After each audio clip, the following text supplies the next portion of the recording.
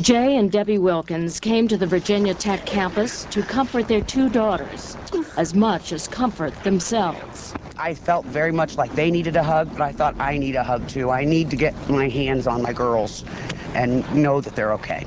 The Wilkins family had seen the frightening pictures on television. A college friend was injured in the mass shootings. Their daughter, Erin, said she had been unable to sleep after the day's horrific events. Her dormitory window faced the part of the campus where many of the 32 victims died. It's not just people I don't know and unnamed faces. It's people I know and I've been with for 4 years. Thousands of her college friends and faculty members also sought ways of understanding why such a horrible thing could happen to them. At a memorial service Tuesday, they heard words of sympathy from President Bush. Laura and I have come to Blacksburg today with hearts full of sorrow.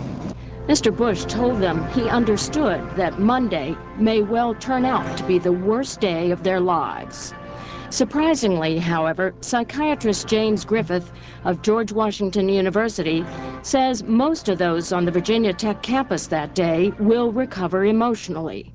Sharing their experiences with others who also lived through it is part of what he calls psychological first aid.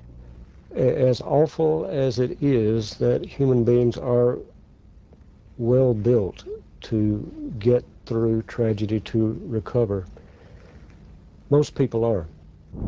Having difficulty sleeping or concentrating, feeling alienated from others, getting angry easily, and guilt because you survived and others did not, are recognizable symptoms of post-traumatic stress disorder.